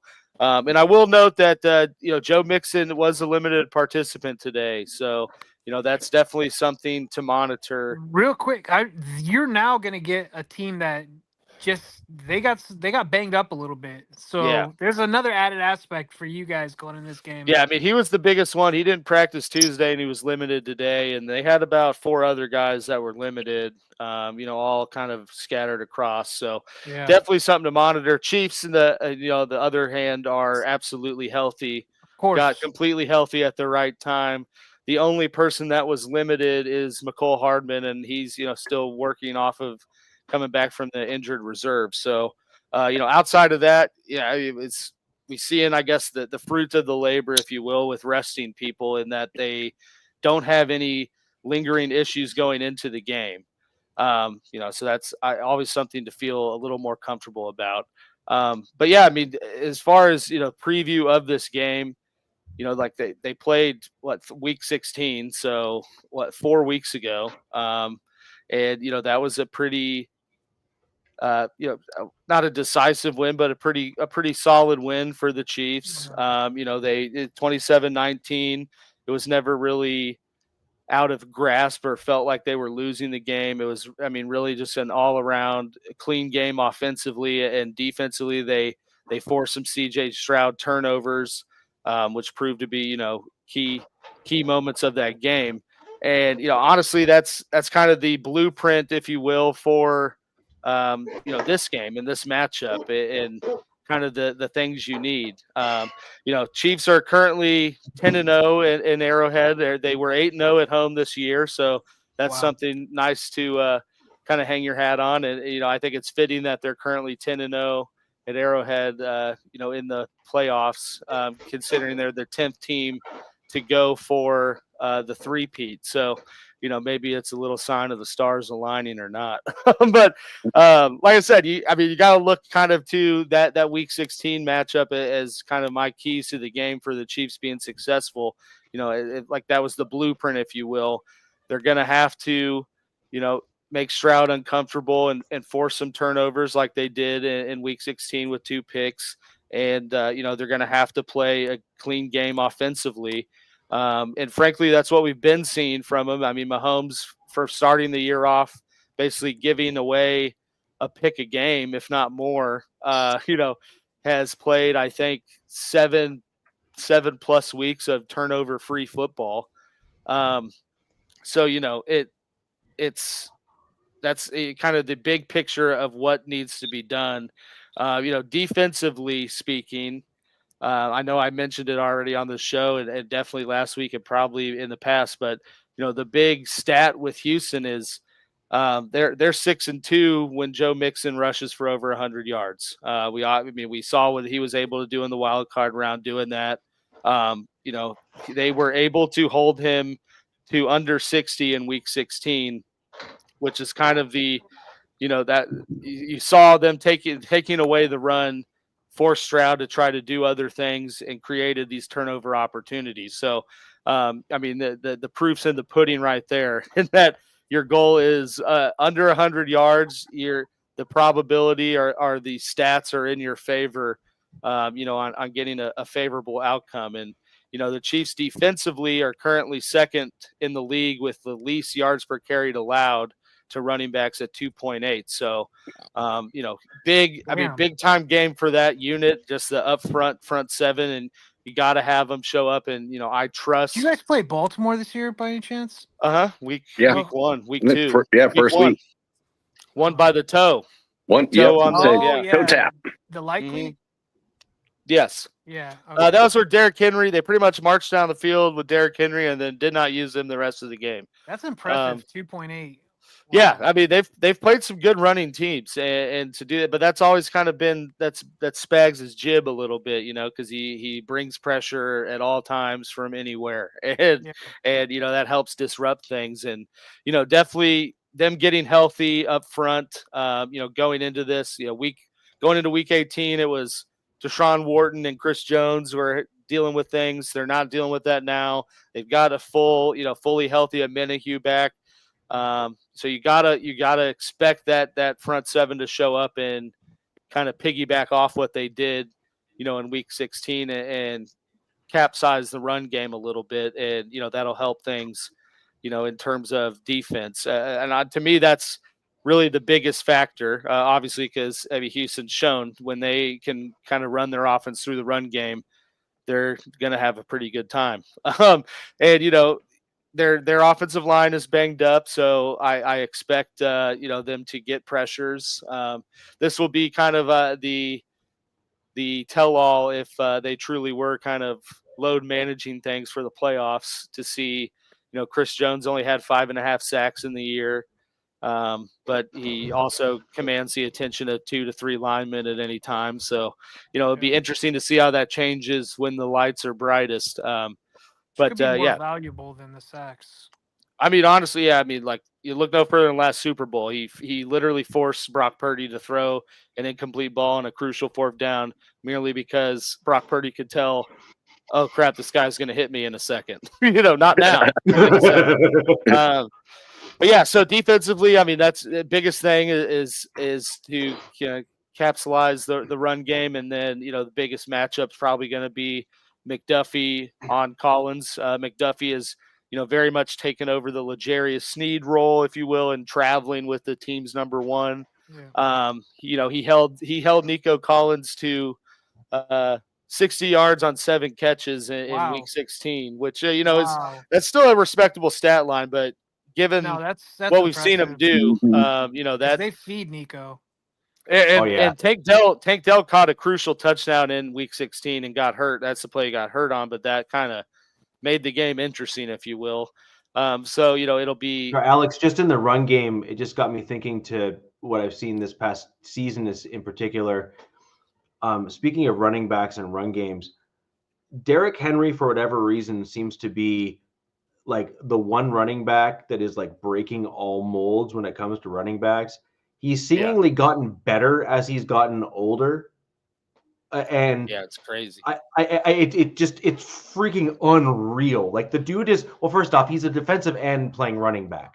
Yeah. Okay. So like that certainly helps his cause just a little bit. But I mean, sorry, I'm not trying to like injure, but it's just, you mentioned like running game and not going to stop. It's insane. Like it's absolutely nuts. I am a big Derrick Henry fan, mainly just because that dude is like he's probably on your fantasy team. Huh? No, I don't. I think the one year I had Derrick Henry in fantasy was his rookie year, and he was not relevant because they had DeMarco Murray. So DeMarco Murray.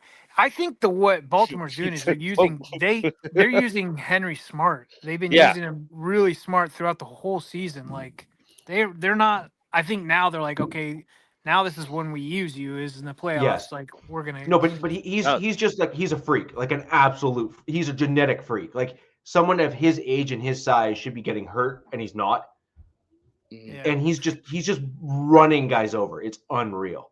Well, him and Saquon, with the NFL rule change, you can't drop your body weight anymore. So I mean, who again? If you got Derrick Henry running right at you at 23 miles an hour, ole, bye-bye, go. That's squat 700 pounds, and I'll get into something. Yeah.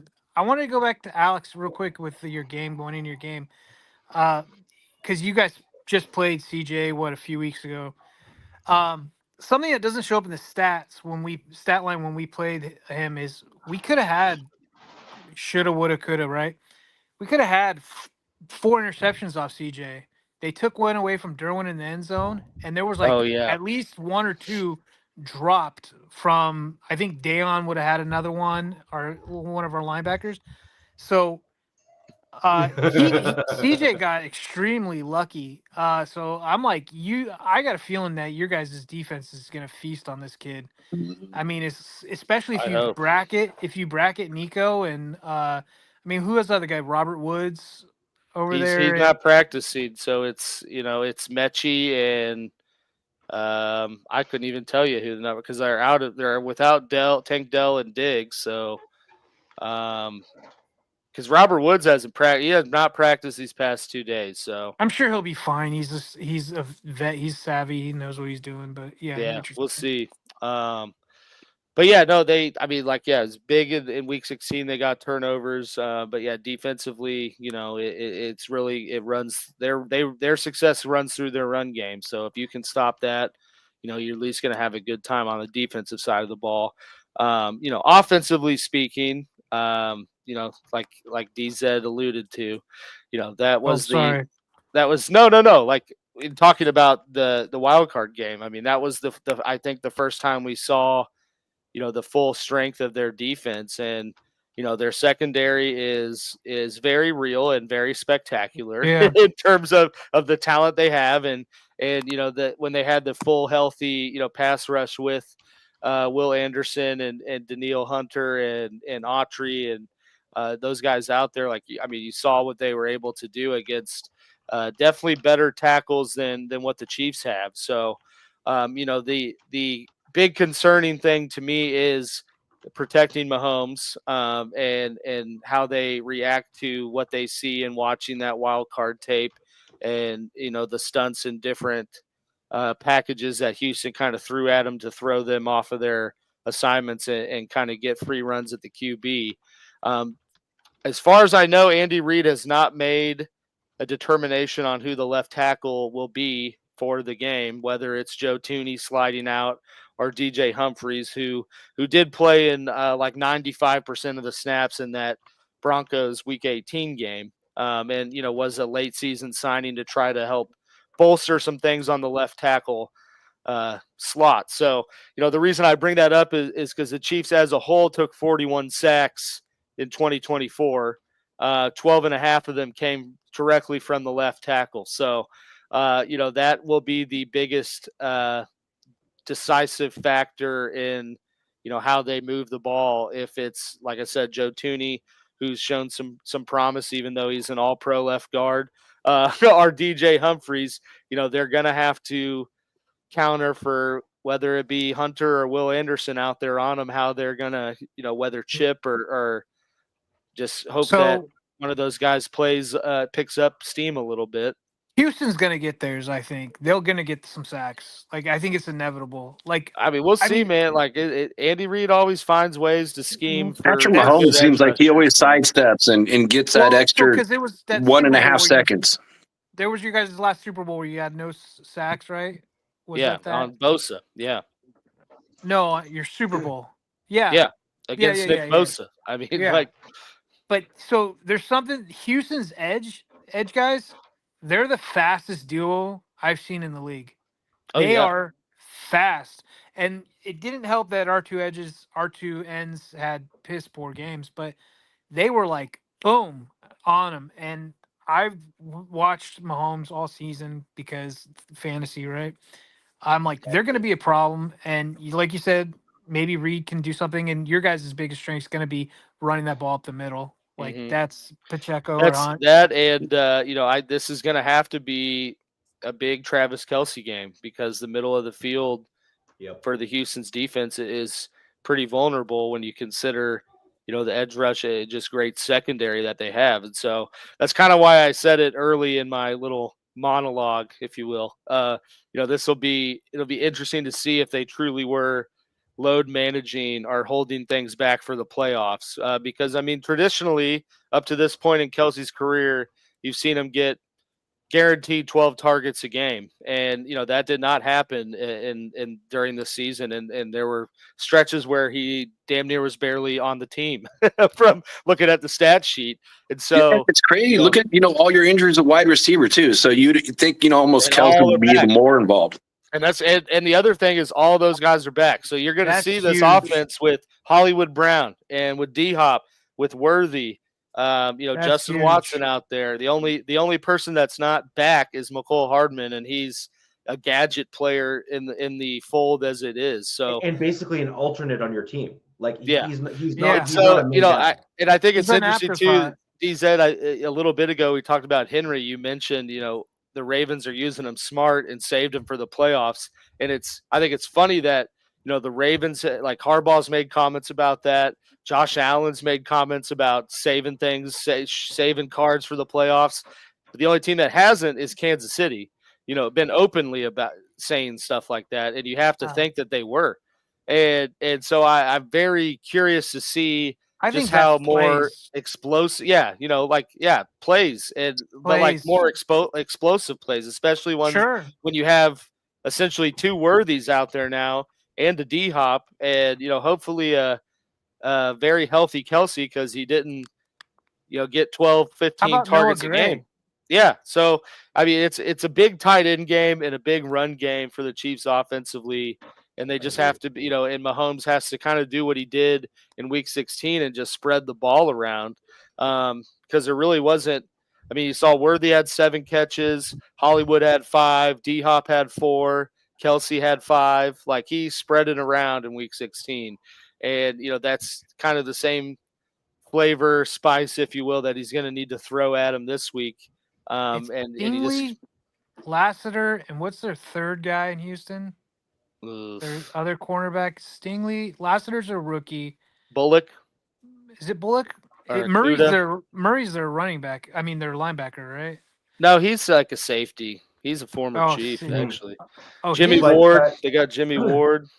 Yeah, Ward was on the field for you guys. I mean, because but I like the Chiefs. Like this is, I think, is a huge advantage for you guys is having a bunch of healthy pass catchers that and Pacheco's healthy. I mean, he's gotten more time. So. Have good rapport with Mahomes. Like it's gonna be a hell of a game, but I mean, I'm not gonna give predictions. I don't know when we're gonna do that, but I think this is good for you guys. Like. I mean, I ain't gonna sit here and act like it's a bye week or No, we're not Rex Ryan bullshit.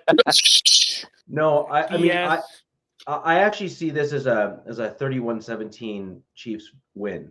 I'm in that camp. And I'm like 24-17. Right. So I see it as a 31-17 win.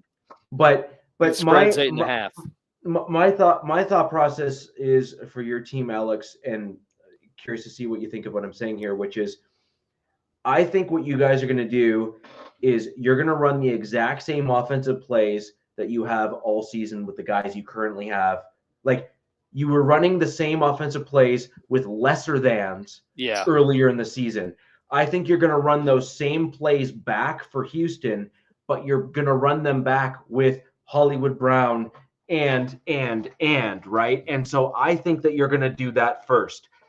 I think Andy Reid is going to intentionally, hopefully, I think his master plan here, and this is me guessing, but we'll see if I'm right or wrong, is he's not going to try to pull out a bunch of plays that he hasn't pulled out yet, because I think he's hoping that with the better personnel on the field that you'll win this game without needing to show and tipping your hand in this game, in hopes that you can save those plays for the next round in the playoffs where you're against a much better team with a much better a much better defense overall, and where you're going to probably need them to potentially win that game to kind of throw them off of theirs. That's my general thought process when it comes to what I think you guys are going to do.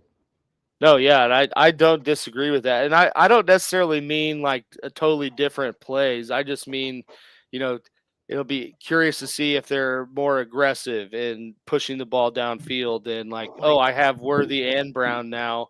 I'm going to take a deep shot, and where we haven't seen them do that. And like I said, kind of run the passing game through Kelsey more than they had in the regular season. Agreed. But yeah, I mean, I think this is one that, the Chiefs win. I expect the Chiefs to win. Like I said, I think the spread's at 8.5. Wow. Which is crazy. Which that's like the Notre Dame and Ohio State spread almost. Yeah, spread is 8.5, but I'm gonna be in the under department, and like I think it's pretty similar to the Week 16. Week 16 was 27-19. I'm gonna go 24-17. Chiefs win.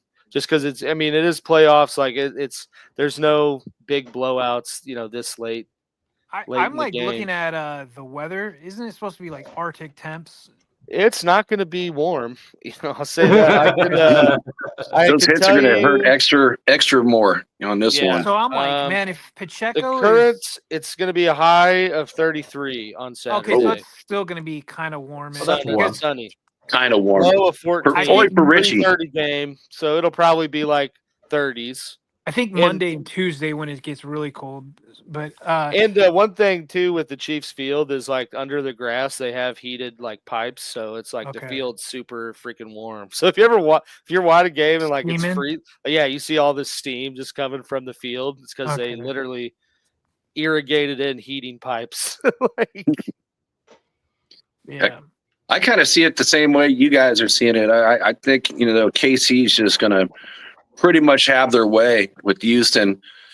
I got it at like 27-17, double digit, win. I just don't know how Houston's going to be able to beat KC. I just don't see it. I just don't feel like they have the mojo in order to do this. KC's currently in the Mahomes era 2-0 against the Texans in the playoffs. And you guys may not recall, but I do. I think it was Mahomes. It was either his first or second. I think it was his second trip to the playoffs. They had the Texans in the divisional round and were down 24-0 and won. So This is like deja vu, right?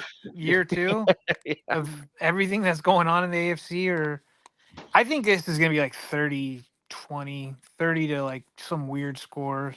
This, I don't know. We'll see. I mean, like I said, kind of with the Chargers-Texans game. I mean, if the Texans are able to run the ball, it'll be a much more interesting and close down to the wire game. But even in that moment, like I would trust Mahomes to sprinkle some magic and squeak out a win, because frankly, that's what he did 15 times this year, and that's what he's done for the greater part of his career. So, Right. Until they don't do that, I'm never not going to have faith, in that being kind of the outcome at the end.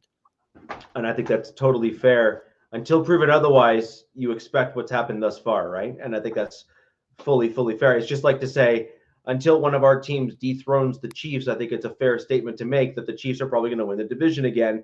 Yeah. Until one of our teams kind of proves otherwise, right? Although, man, like I said, from what I saw last year, next year's we're gonna have a lot to talk about in the offseason. Oh yeah, oh yeah. I'm not predicting anything anymore. It's gonna Yeah. be like, no, I'm not. It's the Chiefs division until, like you're saying, Richie, until proven otherwise. Like predictions just seem to just bite me in the butt every time. So Yeah. So, have we all given our score prediction? I think Alex, Jack, DZ, have you given your score? I think it's Chiefs wins 30, and I think Houston's like a weird score, like it's gonna be like 19 or 20. Like Cool. I think it's like a 10-point win, easy for the Chiefs, and I say that because I think it'll be close for the first, second quarter, and then Chiefs just come alive and take over the second half. Yeah. So it looks like we all have the Chiefs winning.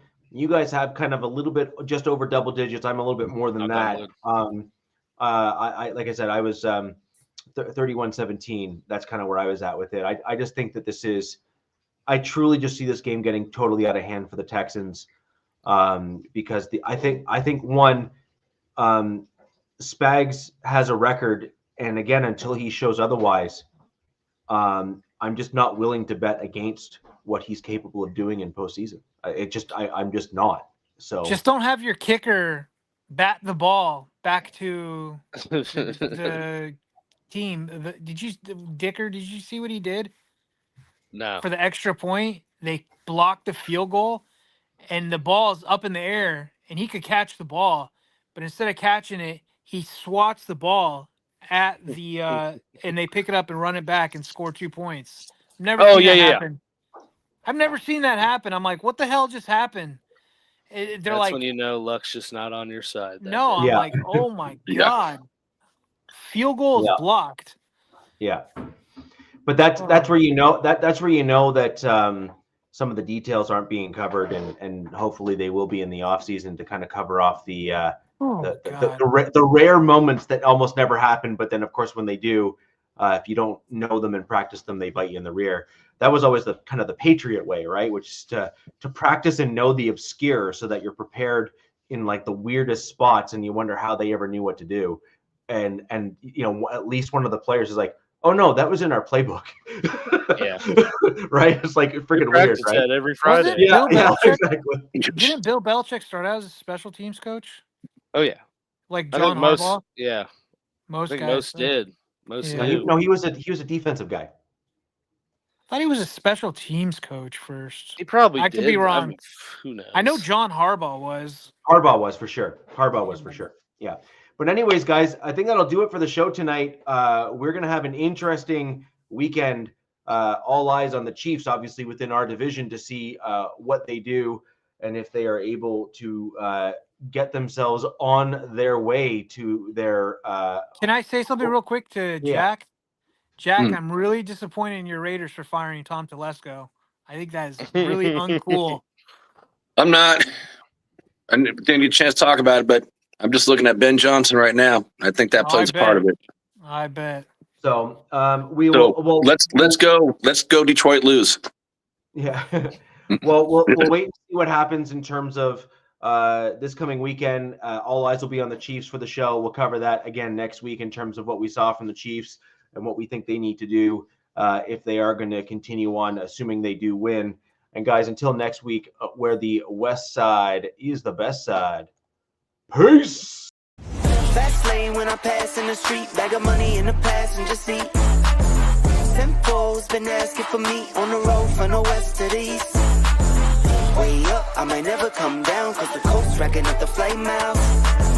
So high, I might never come down, so what, this is my lifestyle. Wait a minute,